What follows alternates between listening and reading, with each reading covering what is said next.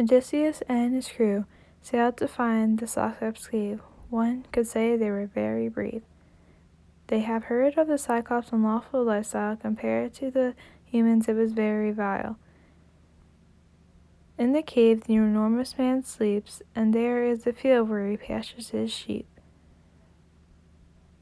If they would have left, they all would have lived, but decided to stay to see what he would give.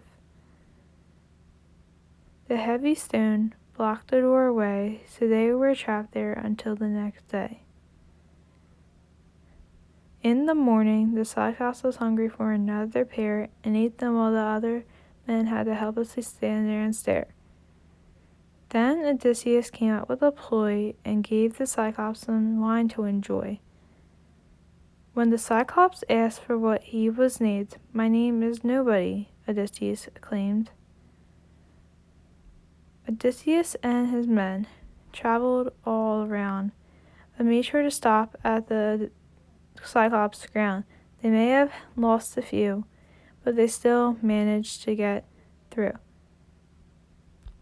Even though the situation was tough, there was no quitting now. They had been through enough.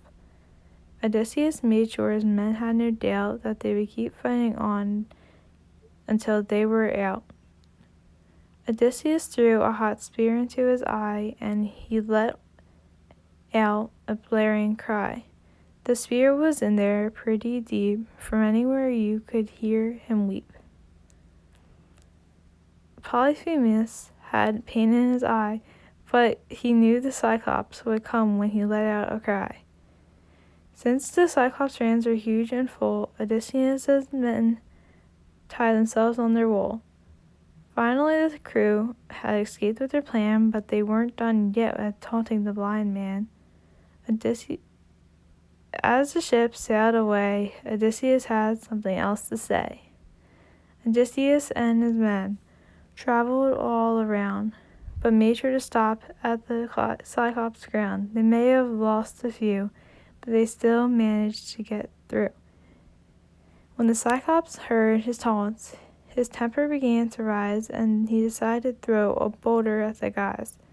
At this, crew was not happy at the least, and they told Odysseus to stop yelling at the beast. Then Polyphemus prayed for him to be cursed, asking Poseidon for his journey home to be the worst. When the crew reached the new land, they had a feast of mutton and wine in the sand. Odysseus and his men traveled all around, but made sure to stop at the Cyclops' ground. They may have lost a few, but they still managed to get through.